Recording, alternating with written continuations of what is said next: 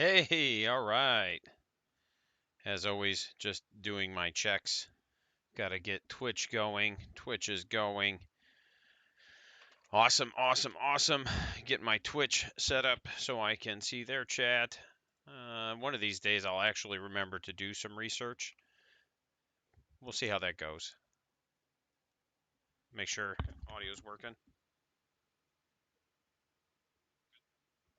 Perfect, perfect.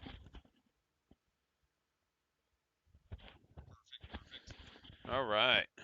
So we got it. We're there. We're doing it, friend. Let me turn this down. Mute. I don't need the video. Come on.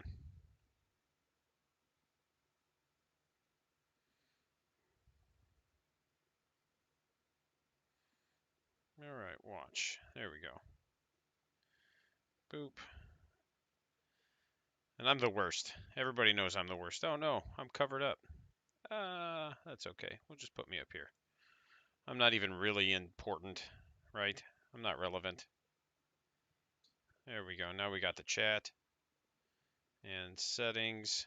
We're just gonna turn my bam, bam, bam, and mute.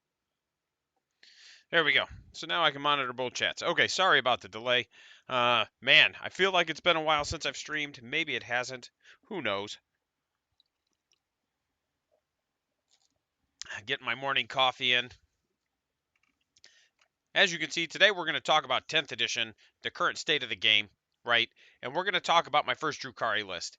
And before we dig into the Drukhari list, I just want to talk to everybody about 10th and give them my interactions and my thoughts on 10th.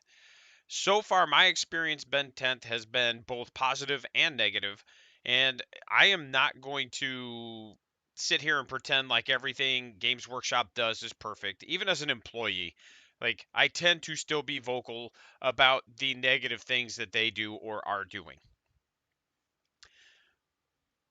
My thoughts on 10th are this. So far, the core rules I think are generally really good. There's a few missteps in the core mechanics, like towering, I think, is a misstep. I understand the intent behind the rule, but the data sheets are just so strong that it kind of makes towering oppressive.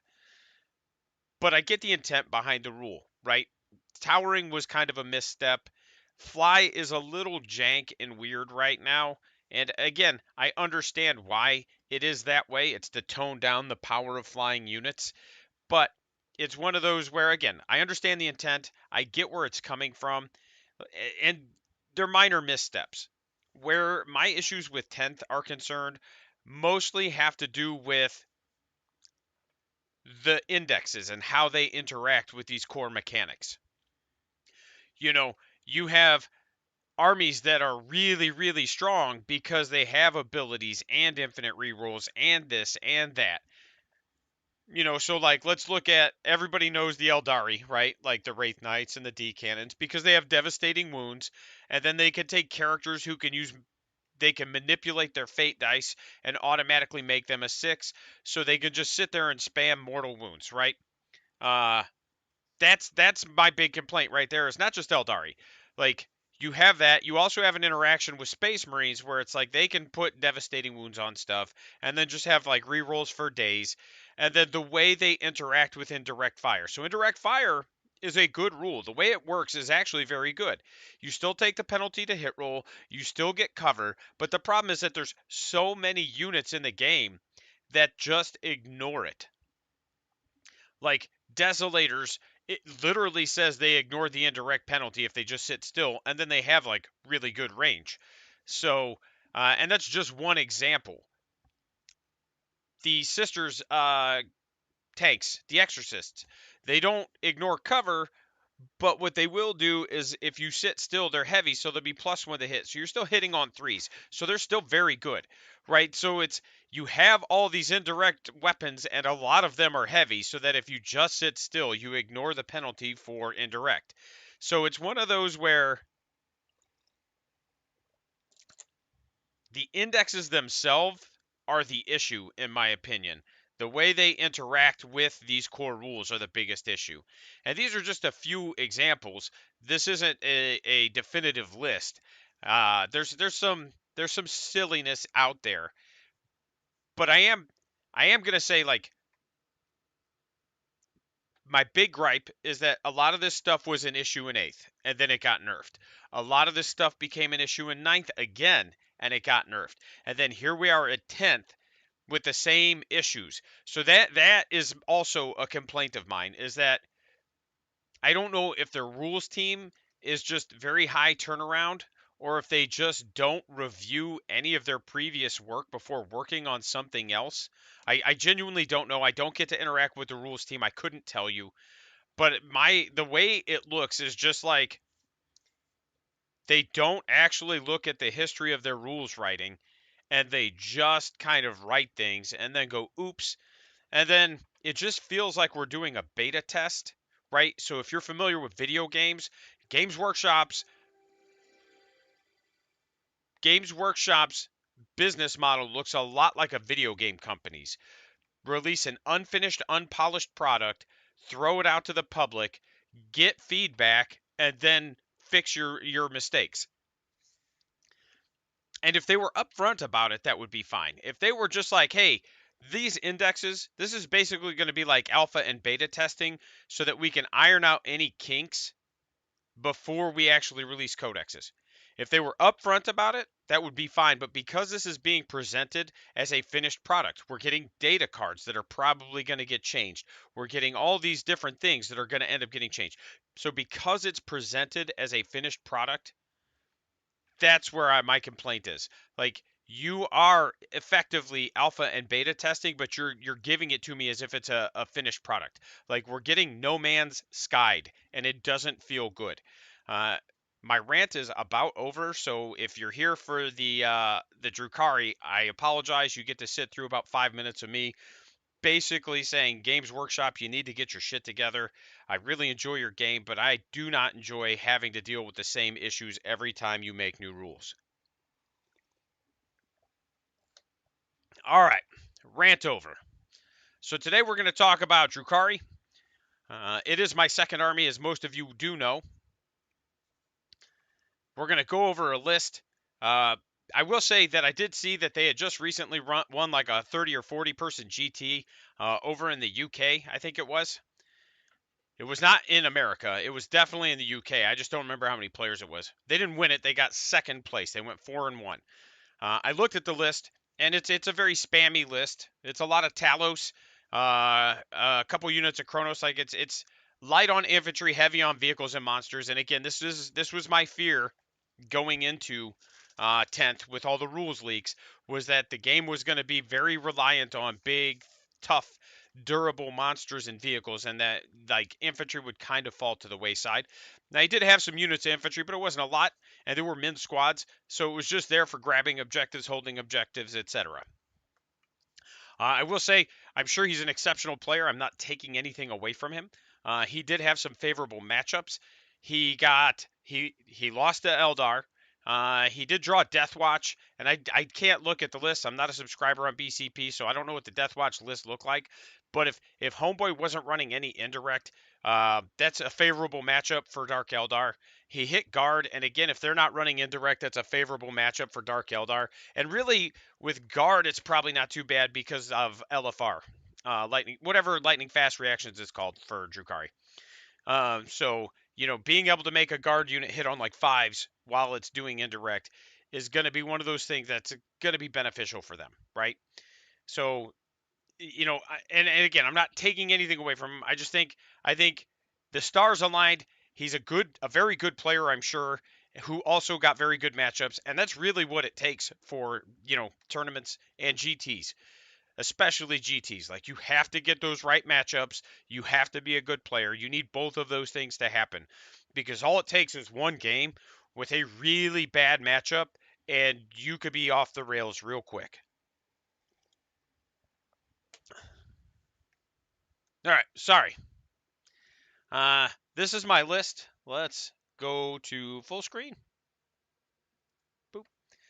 And let's zoom in, right? Let's close that out and zoom in. Oh, I don't like that. Stop it. I do that. Come on. All right. View. Let's go 125. All right, here we go.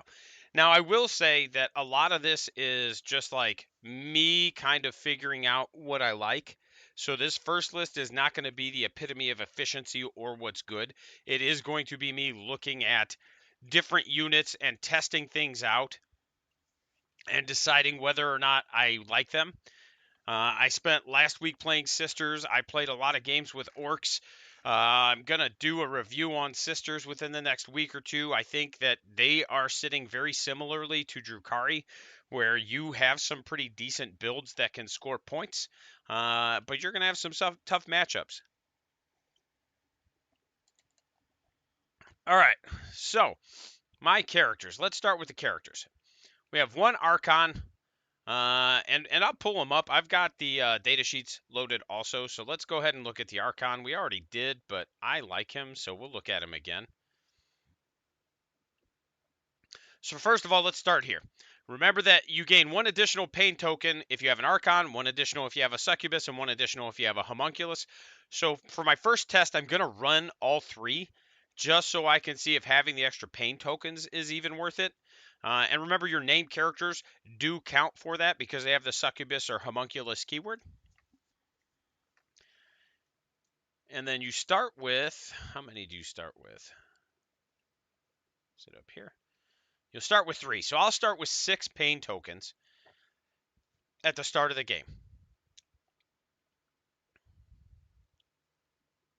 Boop, boop, boop, boop, boop. So he does have, I believe that's what he's got. Let's double check. Yep. So I roll a d6 and add 3 to the result. If the stratagem being used is Alliance of Agony on a 4+, I gain a CP. So what that means is, remember, it costs 1 CP to use it. I roll a d6 on a 4+, I gain a CP. If I add 3 to that, that means on a 1+, I gain a CP. And there's nothing that says the ones automatically fail here. So basically, I'm just going to get a CP back when I use Alliance of Agony with Labyrinthine. That strat right in front of us, because words are hard. Words are really, really hard. Okay. So now let's go back to the Archon. All right, so the Archon, he does move 8. He's T3. He has 4 save, 4 wounds, leadership 6, 1 OC, and then he's got his little blicky. And again, I don't care what gun he has. I'm not super worried about it. I'm fine with the splinter pistol actually. The Husk Blade is actually a pretty solid melee weapon. I don't know that he's ever really going to get into melee unless I absolutely have to have him there. Zoom you out a little bit. And then he gives his units reroll wounds of 1, and while they're empowered, they reroll the wound roll instead. We've already talked about that in my character dive. It's very good. The Devious Mastermind, once per battle after your opponent uses a stratagem. If this model is your warlord and is on the battlefield, it can use this ability. If it does, the stratagem increases by 1 CP. So again, that's very good for armies that are relying on spamming stratagems all over the board. And a good example again would be like if you are facing an Eldar player, and I know this isn't what they're doing yet, but if you're facing an Eldar player and they're just spamming Overwatch with Dire Avengers, for example, it will allow you to just be like, cool, that's going to cost you more now. I know Marines also have that interaction where they can spam like Overwatch. So it's one of those where if you're going to run infantry in Drukhari, I feel like Overwatch is a prime target for that because your bodies are just T3 and they're easy to kill.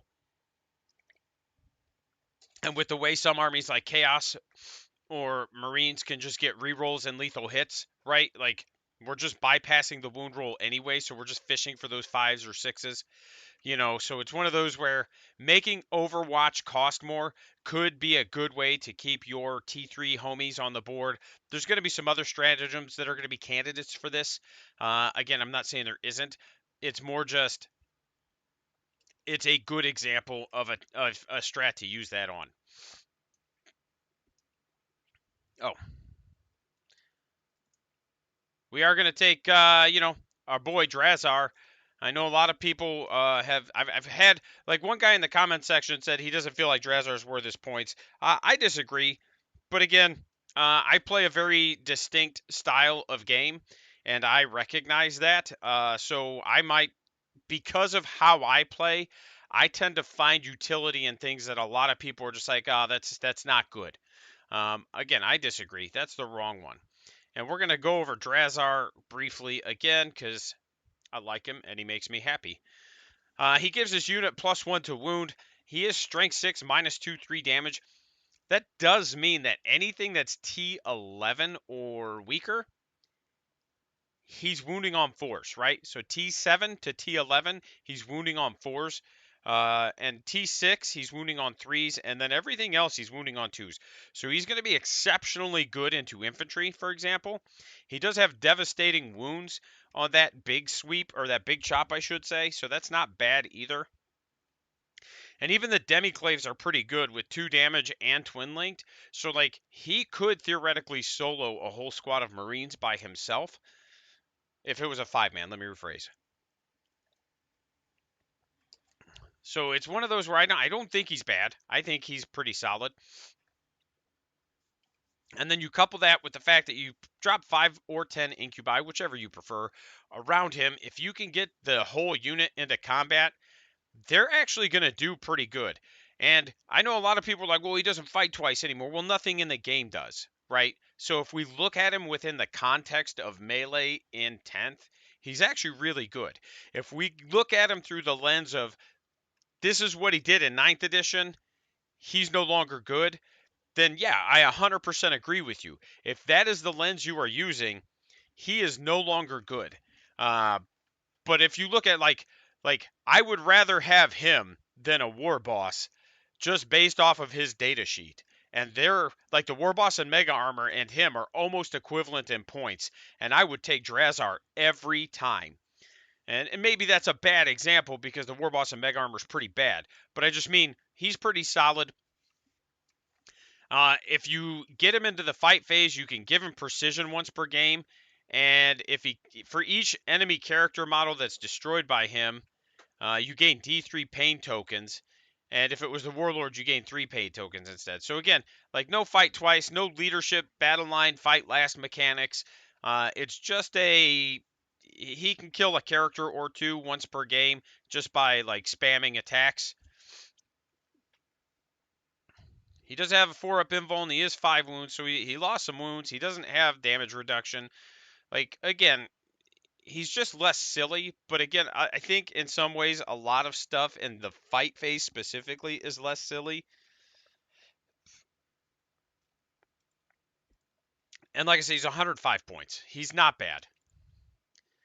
We do have a homunculus, and I think the homunculus has play, right?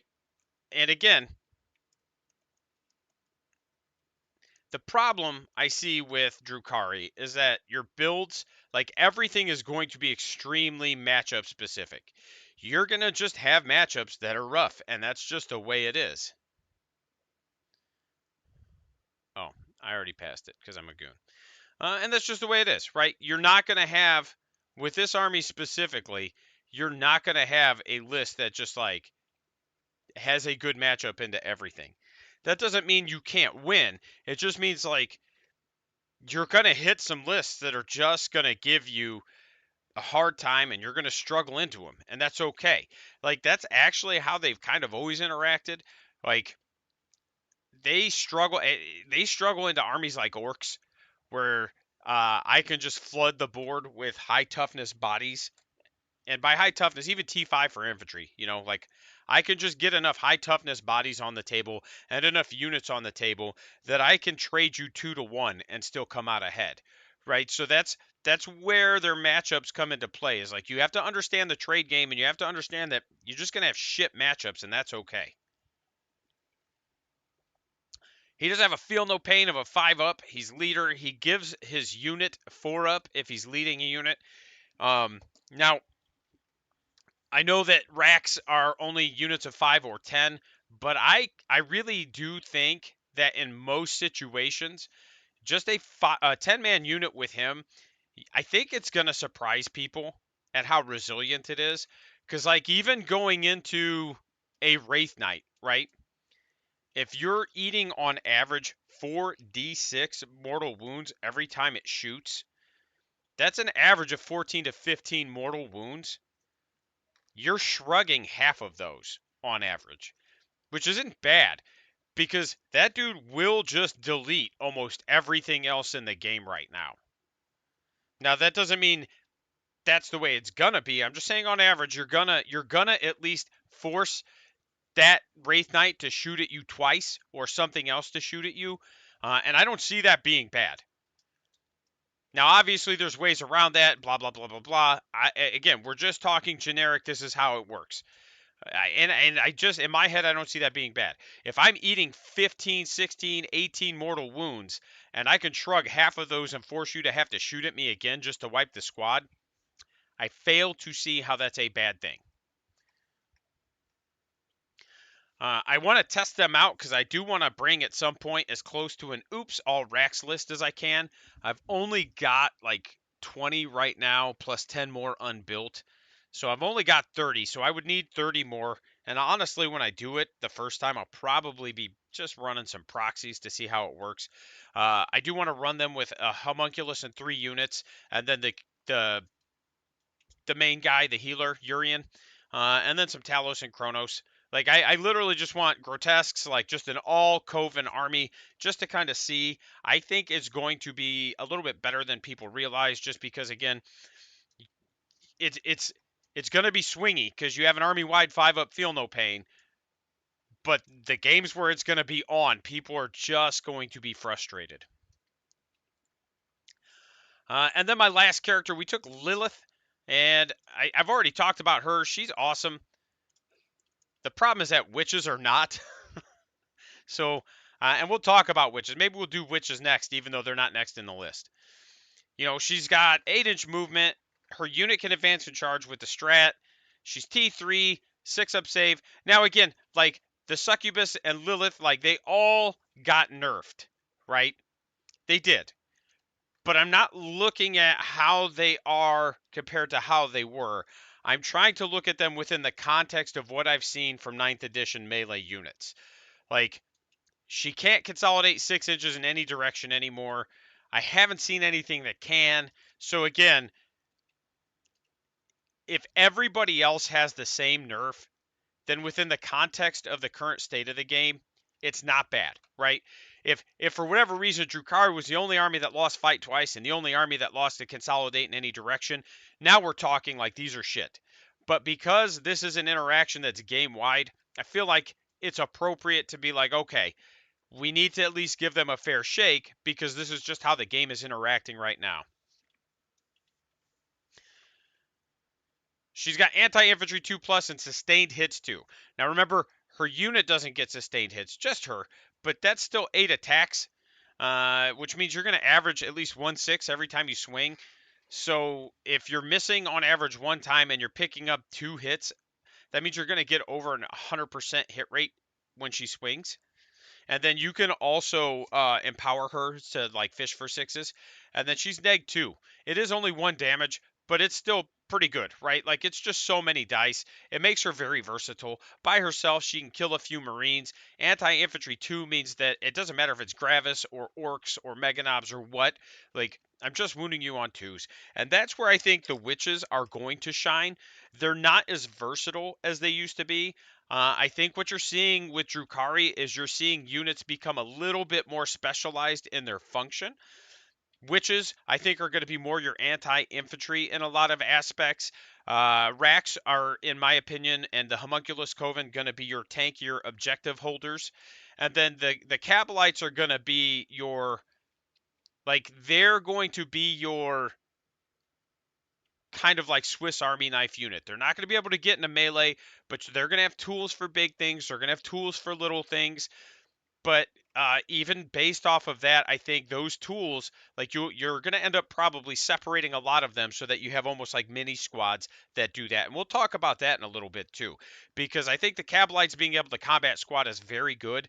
And I think Cabalites are the reason everybody thinks everything else is bad, is that Cabalites, as far as battle line go, are very good.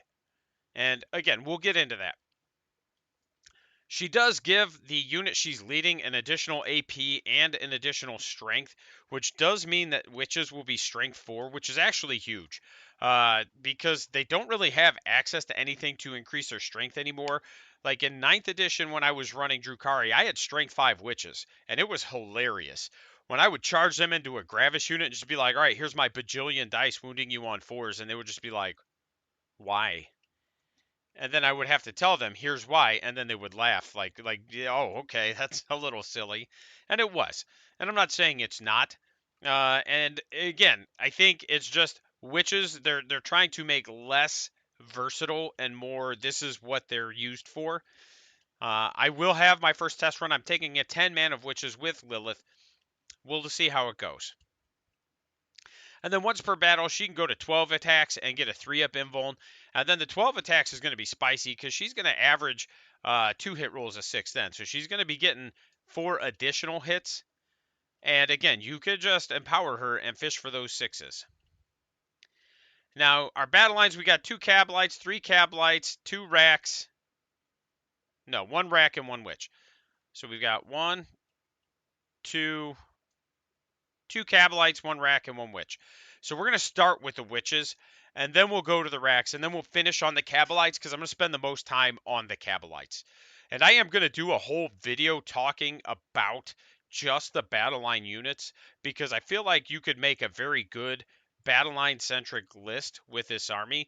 And again, part of it is that's just how I play. I was in the infantry, so I am about like having infantry on the table when I play this game. All right, so witches, they move 8. They're T3. They have a 6-up save, a 6-up invulnerable save, a 4-up invulnerable save in melee. So that actually stayed the same. So if you can get them into melee, they might stick around a little longer than they should. Blast pistol, splinter pistol. So your splinter pistol is poison 4, and it hits on 3. So again, that didn't really change. Hecatari blades, they're just strength 3 minus 1 damage. There's nothing to them. And that's kind of a disappointment because how much do witches cost? Let's find out real quick. All right. Let's find out because I'm actually curious. Points. I guess I could have just went to the other thing. It probably had the points on it. Let's look. Yeah, at 11 points a model, it's tough to justify that. Oh, that's the wrong button. Like, they are roughly, like, they're not that far off from a Beast Snaga. And I feel like you just get more utility and more damage output both out of the Beast Snagas. I could be wrong. And I know you can't really compare units like that because they have different interactions within the game. Plus, like strat support and character support supposedly goes into this.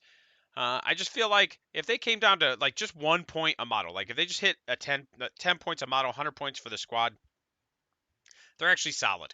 At 11, I know it doesn't sound like a lot, but you got to remember that's like a 10% decrease. Like that's a substantial decrease when you look at it in terms of percentages. Each time an enemy unit, excluding vehicles and monsters, within engagement range wants to fall back, they have to take a desperate escape test as if they were battle shocked. When doing so, if that unit is also battle shocked by any other means, you subtract 1 from each of those desperate escape tests. This is to me where they're going to shine, right? If you can get them into an infantry squad, like a desolation squad, for example, you know, something that your opponent doesn't want locked up into melee, and you can just be like, cool, now you stuck here with me. Oh, you want to fall back? You got to roll a bunch of dice and don't get 1s or 2s. And then if you're already battle shocked, it's don't get 1s, 2s, or 3s. So it's one of those where, you know, again, they have a role. They serve a purpose. I just think they're maybe just a slight bit overpointed. They are going to struggle into most of this game right now because of the strength 3. And even with Lilith making them strength 4 and -2, like, if you're not hitting infantry, they're just not going to do a ton. Because if you look at it this way, like they get 3 attacks each. If you've got 10 of them, that's 30 dice, right? 30 dice, you're hitting on 3s. Let's assume you get full rerolls. You're going to miss 10 times your first swing, and then you're going to miss 3 times your second swing. So that means you're going to get about 27 hits. And this is just rough, quick math. Out of 27 hits, if you're wounding on 6s, right, you're only going to get about 5 wounds, maybe 4. And then if you're looking at wounding on 5s, you're going to double that. You're going to be looking at about 8, 9, somewhere in there. So it's one of those, like, they're not terrible. I'm a big fan of table feel. I don't think looking at just raw math is going to give you the full scope of how good or bad something is, because raw math isn't going to come, like, it can't accommodate player skill. If I look at you and I tell you, man, I'm going to put these on the table, and 9 games out of 10, it doesn't matter what you do, they're going to get into combat. Like, there's no amount of math that you can do that's going to go, oh shit, 90% of the time this guy plays them, they're just going to do their damage, right? So that's why, like, I don't mind using probability for making decisions in game, but I try not to use it for determining what's, like, good, outside of a few interactions where it's like, okay, well, this just has a 100% chance to do this. Well, this is obviously a bit overtuned. I hope that makes sense. That's pretty much it for them. They don't have any weapons options, which also is kind of poopy. I understand why, because each one in the box has, like, there's like 5 different unique weapon options you can give a squad of 10. So it's like, I understand why. It just feels kind of poopy. So that was Witches. I will let you guys know how that goes. I promise. I love Witches, so I'm still going to try to play them regardless of how good or bad they are. You know, everybody told me the Death Killer War Trike was bad, and man, I found a use for it.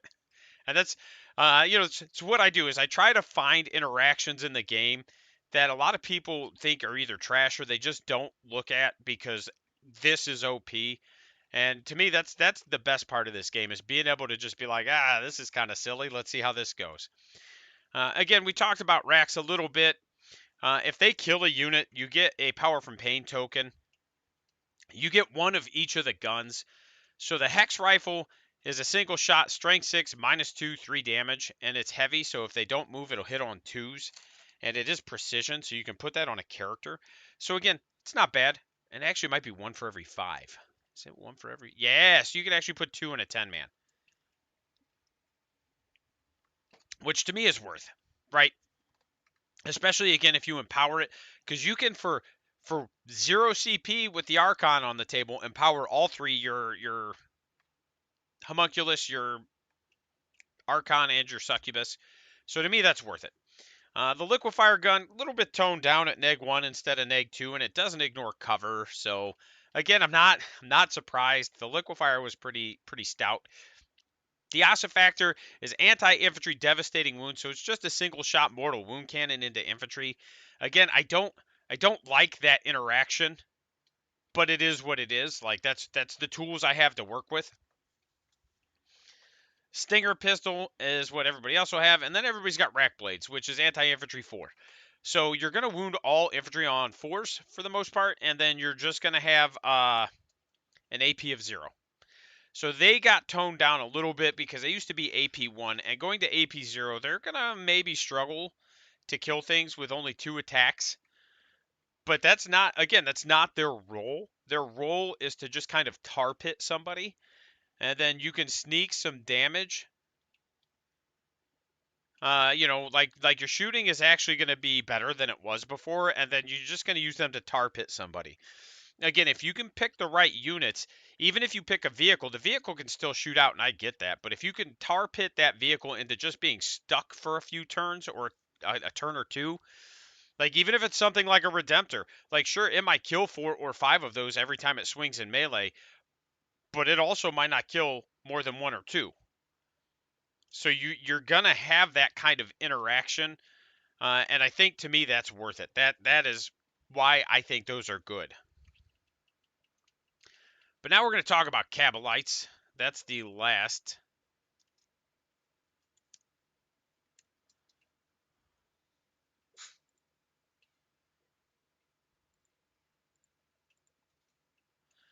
And this is the one, like, this is the troop that, like, I feel is very good. And this is actually what made me go, okay, these are actually going to be pretty cool in 10th. They get in a 10 man. You can give them a Sybarite weapon, which is just like a power weapon. Let's double check that. I think it is. Strength 3, neg 1. It is anti-infantry 3 plus, so it's like the Agonizer, basically. It can be equipped with one Phantasm grenade launcher, which just gives them the grenade keyword. And again, because things are free, there's literally no reason not to have it. And the grenade keyword, that's a whole separate discussion, because that's one of those interactions that's not super well written and leaves a lot open for interpretation, but we're not going to dive into that right now. The Sybarite's splinter rifle can be replaced with one of the following. So we can take a blast pistol or a splinter pistol, but again, I can't imagine a situation where I want a pistol instead of his rifle. But you can take one blaster, one dark lance, one shredder, and one splinter cannon. Okay? So your dark lance is going to be strength 12, neg 3, d6 plus 2. And that's going to be like your bread and butter anti-vehicle, anti-monster kind of weapon, right? At strength 12, neg 3, d6 plus 2, that's going to be what you are going to need to really put damage on things in shooting. The blaster is still only strength 8, so not the best interaction. It can be good into light vehicles like a buggy or even, like the Custodes Terminators, for example, but it's not going to do the best into things like, oh gosh, my brain is jammed up for a minute, but it's just not going to be great into like big things, right? Like T10. Let's see. We got the Shredder, which is strength 6 0 AP, but it is Torrent now. So it lost AP but gained Torrent, and to me that's a good solid side grade because the Shredder before I think was like strength 6 neg 1 1 damage, but you still had to roll your hit rolls. So getting Torrent is pretty good. The Splinter Cannon is still good. It didn't really change much other than going to Ballistic Skill 4, but all the heavy weapons went to Ballistic Skill 4 for infantry in this army, and really like across the board. That's generally how this is interacted. So you can give one each of those guns. And again, there's no reason not to, so I probably would, unless you just want to spam splinter rifles. And that's fine too. Like, if you just want a whole squad that does nothing but just, like, throw a bucket of dice at people, that is going to be the way to do it.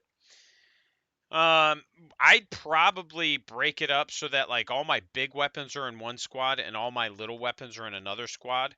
I might put the splinter cannon in with the splinter rifles, you know, but again, doesn't really matter how you break them up. I would probably put like my dark lance and my blaster in the same because you can break them up in venoms, and I'd probably put my dark lance and my blaster in the same 5-man, and I'd probably go ahead and just put the Archon with the bigger guns because those are the ones that I'm going to need to be more efficient.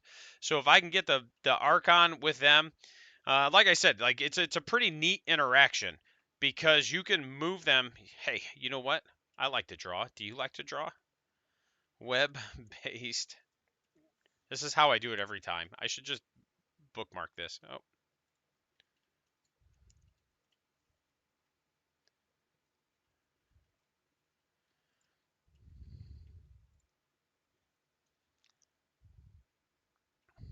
hey, look, this is how I make some of my videos. You guys know my secret.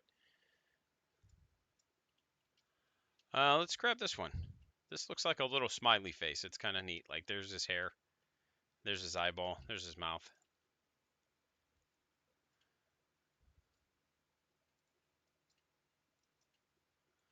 All right, let's grab a pen. The pen is mightier than the sword, right? We don't need it quite so big. And we actually don't want the pen, we want the pencil. There we go. So if I've got a venom here, let's put it here. And you've got a unit right here on this objective. I can bounce the venom up, I can disembark my homies, and then in the shooting phase, I can empower them, and I can just shoot with full hit and wound rerolls with the infantry itself. And then once I'm done shooting in the fight phase, I can just get back in the venom and have some measure of protection. The other thing I could do is I can bounce up, shoot at your homies with the venom using the weapons that are on the inside. I can empower the venom and just get full hit rerolls. And then I can fire and fade back. Now, obviously, this is a very generic example because we're not accommodating for how fly works or anything like that. But I want to make sure you understand. And that's the other thing too, is that if your venom is right here and your opponent's like right here, you might be able to just disembark on the other side of a terrain feature like this, because you got to just be wholly within 3, shoot everything, and then re-embark back in the fight phase. So you've got some silliness. If you are technical enough, there's a lot of ways that you can really harass people with Cabalites, and it's you're gonna not have friends, right? All right, so wanted to talk about. So now that we've talked about Cabalites, like I said, uh, they also have sticky objectives. So if you control an objective marker at the end of your command phase, you retain control of it. And in addition to that, their transport gains sticky objectives if they're in a transport. So again, there's a lot of just utility in this unit. There's so much that you can do, and they're really versatile. Uh, they have a lot of play.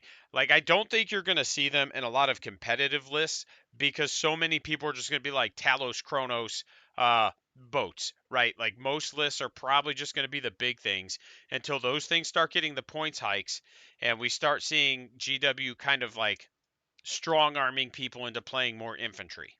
And it will happen. Like, it is going to happen. It's just a matter of time. All right, what was next on the list? I didn't mean to hit the home button. That was silly. Dedicated transports, 2 Venoms. I'm not going to go over them. 3 Venoms, actually. I'm not going to go over them because I have talked ad nauseum about Venoms, even just in this video. Other data sheets. Now, this is where we get into the testing, right? Like, I'm going to be testing Hellions.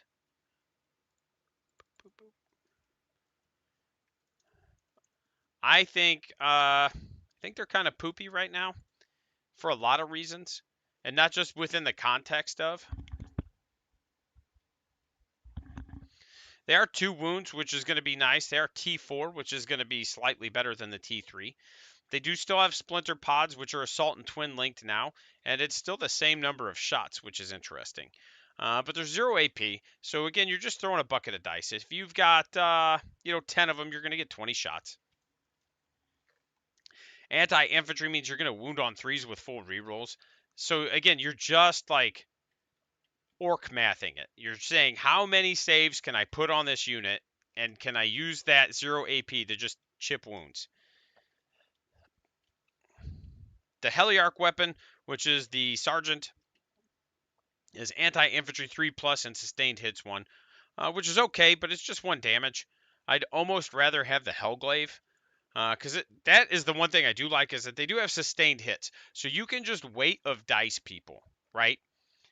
Like, again, I'm going to run a squad of 10. I'm probably better served doing 2x5s, but I personally do not like MSU interactions, and because I'm no longer getting punished for running big squads outside of Blast, like, I'm not going to get leadershiped off the table, I'm going to give it a try. I've had really good interactions with 20-man squads of boys, so we're going to give it a try. But they're sustained hits, so you can empower them. You can hit on 3s. You can fish for your 6s if you want to. Try to, like, generate a bunch of extra hits. They can fall back and charge and shoot. I don't know how relevant it's going to be. Historically, once they hit something, if they don't kill it, they just evaporate. So we'll see how that goes. And then they can grab the grenades keyword. So again, they do move 14, and they can advance and charge with the same strat. So I feel like there's some utility there. And because they're still infantry, right? Nope, they're mounted. Ooh. Man, okay, so there's a good chance that these aren't very good then. Because they're going to have to go over or around terrain, just like everything else. We'll see. We're still going to give them a try. I'm stubborn, so Incubi. I think we talked about those a little bit when we did the character video. Their attacks went down a strength, which again, within the context of 10th, isn't the worst thing to happen, right? Like a lot of things seem to have gone down in strength, gone down in AP. Their damage stayed at 2 for the big chops. 3 attacks each, so like 3 of them still going to be 15 attacks if you do just the big chops and not the little sweepy dudes. And you know, if you've got Drazar, you're wounding most things on 4s, right? Especially most non-vehicle monster. And you're never wounding anything on 6s. So you can still do some damage. You just can't reliably lean on them to do damage like you could before. But again, that has just been my experience so far with Ninth, is that things in the fight phase aren't as damaging as they used to be outside of a few interactions. For the most part, a lot of the melee in the game has been kind of like toned down and reined in. And that's so that we could just mortal wound each other off the table in the shooting phase, right? They do still have their 5-up invuln, and they do force battle shock tests, which isn't amazing, but it's not bad. If they fail the battle shock test, you can get a pain token. So again, it's not bad. I do have 1 Ravager, and it's just 3 Dark Lances. There's nothing to it. Like, it's just 3 Dark Lances, and it's to just give me some more anti-tank. A squad of Reavers with 2 heat guns, or heat lance, which, like, these things are pretty cool, and they're pretty standard fare. Let's go ahead. Actually, let's pull them up. Ravagers. Nope, that's not the right one. Reavers. Carl. I hate when you do that, Carl. That hurts people. So again, 2 of them can get a bigger gun, so I'm going to give them the Heat Lance, just so I can have that Strength 14, Neg 4, D6 damage. It is Melta 3. You can advance and shoot it. So again, like, this is where not having points on your war gear is a bad interaction for 40k, because like the blaster and the heat lance are the same price. And in what universe do I take the fucking blaster? Like, legitimately. I either get strength 8 neg 4 d6 plus 1, or I get strength 14 neg 4 d6, and within half range d6 plus 3. So in what universe are those two roughly equivalent that they should cost the same amount of points? It's just one of those interactions right now that needs addressed. And again, it goes back to what I said earlier. The core rules aren't the issue. The way the indexes are written. The way the indexes are written are the issue. God dang, that was a rough sentence. You can put an agonizer on the sergeant. Everybody else has blade veins. These also got toned down. They're 0 AP, so they're not going to be as scary in melee as they used to be. But that's not why people are running them, right? When you do a normal move, you can roll a d6 for each bike in the model, and then for every 4-up, you just do a mortal wound. So again, it's not my favorite interaction in the game, but these are the tools I have, and I don't know what else to do. Like, I'm not going to not use the tools at my disposal. I am still going to tell, still going to tell people it's not my favorite interaction, but I'm not going to not run one of my favorite units aesthetically simply because they do mortal wounds, right? And then each time you roll to inflict wounds using this unit's eviscerating flyby, you can reroll 1d6 for each model. So you can give 2 models caltrops, and then you can reroll 2 of your dice for doing mortals. And then if you give them the Grav Talon, they're +1 to wound on the charge. I think it's an either or, and I think you can get one of each is how that interacts. We'll find out in a minute. I think the Grav Talon's also worth it. It makes them a little bit more versatile. They don't do a ton in melee, but it's not the worst interaction.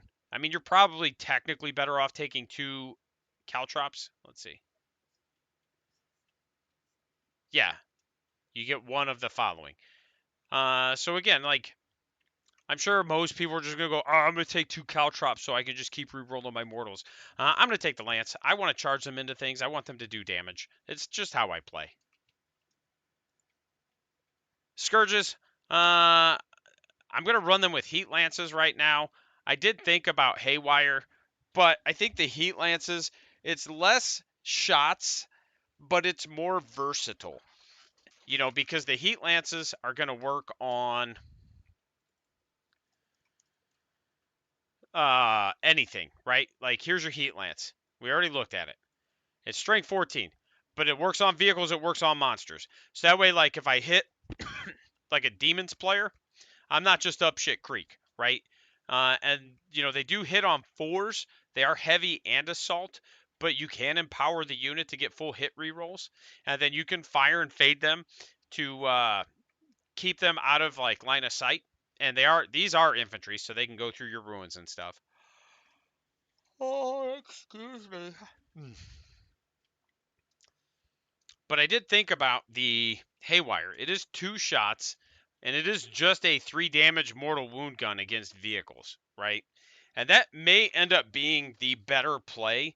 But my thinking was that if I put the haywire on the Talos and I put the heat lance on the scourges, I have a more versatile unit that can come down and do some damage. And then I still have the Talos that can very much threaten vehicles. Speaking of.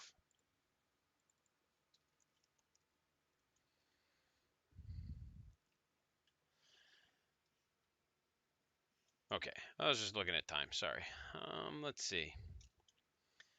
Again, they're T7. They got a 5 up, feel no pain, so they did go up in toughness, and they're 7 wounds. So I think they stayed the same. They might have went down a wound. I'm not looking right now. They have a 5 up, feel no pain. They do get power from pain, and if they destroy an enemy unit, they are empowered. So it's very good.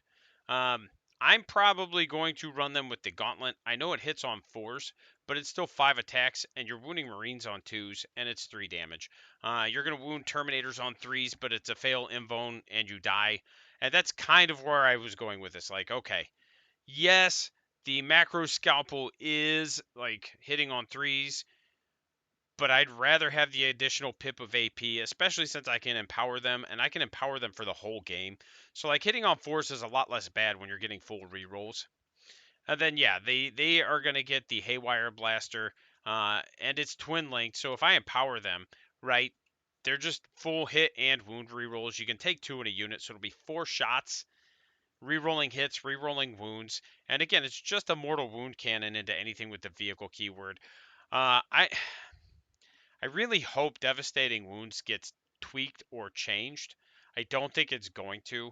I think we're still just going to be playing 40k Sigmar at least until the codexes come out. Hopefully, as you see codexes trickle out, we see some of this kind of get toned down. But again, I don't know. There's only one way to find out. Um, these are getting spammed right now, right? Because 2 of them is 180 points, and they just get whatever you put on them. Like, I can give them 2 gauntlets, 2 Haywire Blasters, 2 Liquefier Guns, right? So I can do a Liquefier and a Haywire and a Gauntlet, and it's 90 points. Like, they're going to go up 10 to 15 points. Might not happen right away, but it's going to happen soon. And this is one of the reasons I don't like spam, is because once people start spamming things, that's when things get nerfed. Like, if y'all would just calm down and just take like a unit of 2 or 2 units of 2 instead of literally everybody just copy pasting 3x2, 3x2, 3x2, then we get to have our toys, and then they don't get nerfed. Like, come on, man. Again, I'm a big fan of future proofing what I do. If it looks like it's going to get nerfed, I tend to avoid it or just play like 1 unit of it, because I don't want to have to just completely redesign everything I'm doing from the ground up every time a data slate comes out. I'd rather be doing well with what I have, and then when a data slate comes out, go, oh, well, this went down in points, maybe I'll check this out. This went up in points, maybe I'll check that out, right? Like, it's just, again, it's just my approach to the game. But yeah, be prepared for Talos to get a points hike, even if it's only 10. I think it's going to be 15 to 20, and it might not happen right away, but it's happening. And that's the list, right? And you're like, oh, that's a cool list. That doesn't make any goddamn sense. And it doesn't. Like I said, it's kind of a shotgun blast of units. Oh, we don't want to pull up my drive here. Let's pull it over here. It's kind of a shotgun blast of what we got, right? It's just so I can test some things, see what I like. File type people. Oh my gosh. I'm just looking for something real quick. Shared with me. That's what we need. Share with me, share with me.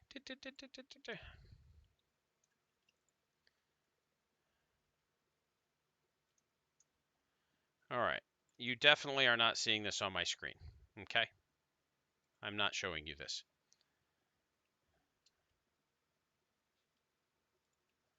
We're going to actually boop, boop.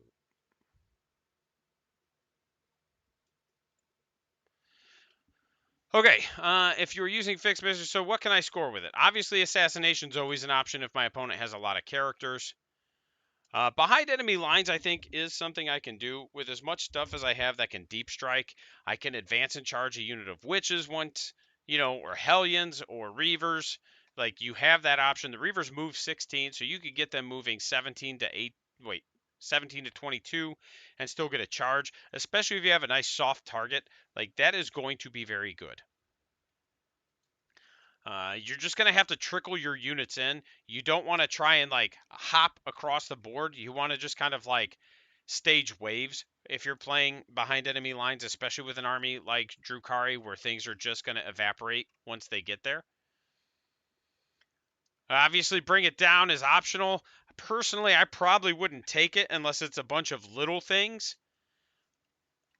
Just because, man, if it's a bunch of T10 to T12, because of what I've got, I just don't think I'm going to be reliably killing it. I'm going to be leaning way too hard on my one unit of Talos and my one unit of Scourges. Like, again, I understand that what I'm looking at isn't the most efficient. I'm not arguing that it is. I'm telling you up front, like, I'm just testing units out. We're just talking about things that I could potentially score. But if it's like an orc list that has a bunch of Coptas or buggies, like, I'll take Bring It Down because I can reliably kill that. I'm not going to take it against like guard with a lot of like T11, T12. Like, I'll find other things to take. Cleanse. So cleanse is interesting, and I actually really like cleanse. In your shooting phase, you can select one or more units from your army that are not battle shocked and are eligible to shoot. Until the end of your turn, the units you selected are not eligible to shoot or declare a charge. At the end of your turn, each objective marker that is not within your deployment zone that you control that has one of more of these selected units within range is cleansed by your enemy. So again, I really like cleanse. You get 2 victory points for doing one objective. You get 4 victory points for doing 2. I ran this a lot when I was playtesting with the sisters because I only had to I was consistently getting 10 to 12 victory points every game with it. And this is again with a very similar type of list where I had nothing in mind. It was just these are the units I want to play test. Let's put them on the table. And the fact that I could get like Seraphim on an objective and cleanse it. Awesome. It was very good. I liked it. And I think it's one of those where that is a very good objective if you are in a position where you don't know what else to take. Because even if you can only do it once per turn the whole game, you're still getting 10 points. And man, I'm telling you, 10 points is still better than no points.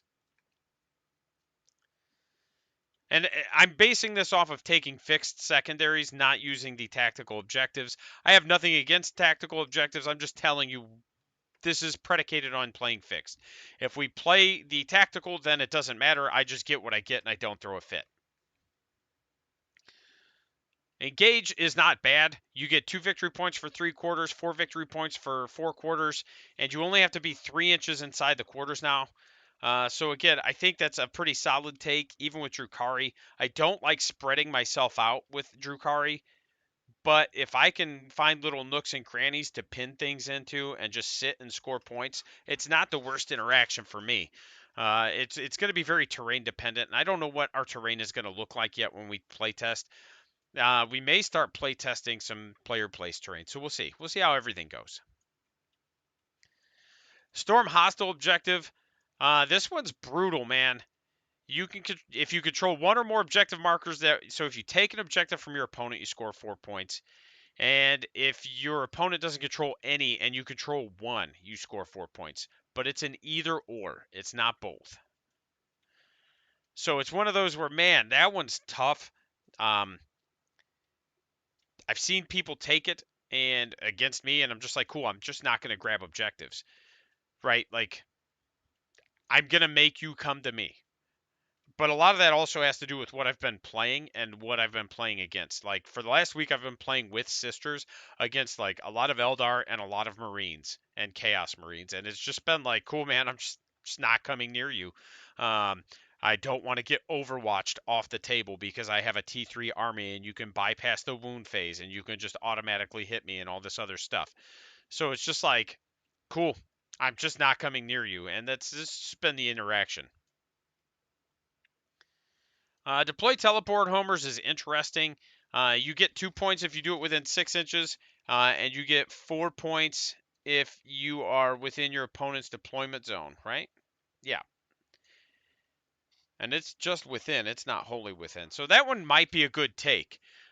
Because anything with assault weapons, like my Hellions, for example, this is where maybe breaking them up into two 5-mans would have been better. But the Hellions have assault weapons, so I can technically advance and do homers with them.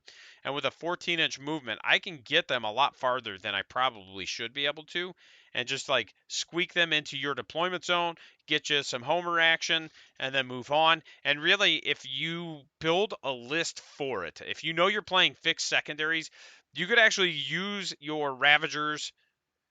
I keep saying Ravagers. You could actually use your Reavers and your Hellions to just like get behind enemy lines and get homers. Obviously, again, matchup specific because if you take those units and your opponent has any kind of indirect, because indirect is kind of ass right now to deal with, you're just picking up whole squads. But these are ways that I can score, right? And so I have a general outline or plan going into it. I will tell you guys the Goonhammer Tabletop Battles app is up and running and functional for 10th edition. So I would recommend you use that for your scoring. It's a phenomenal app. It has a lot of your secondaries and stuff baked in. I don't think all the points are completely accurate, but I need to verify that.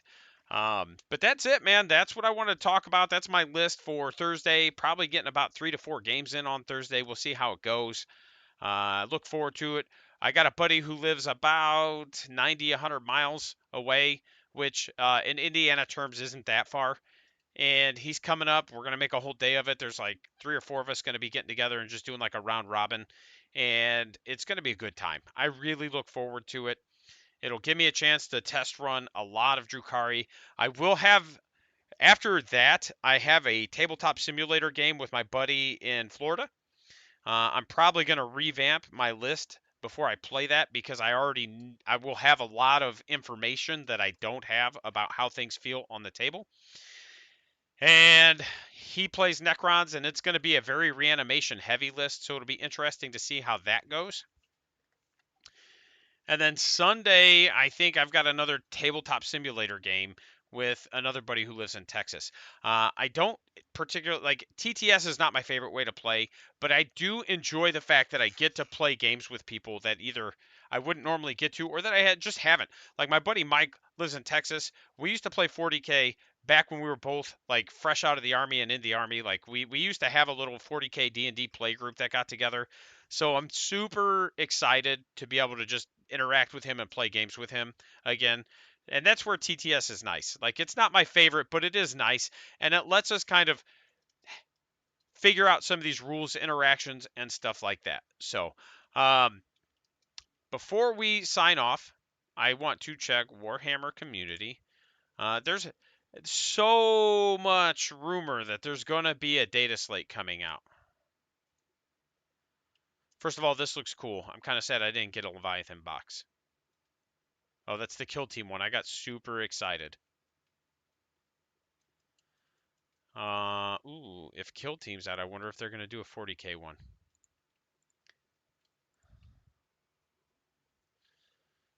There's nothing here, man.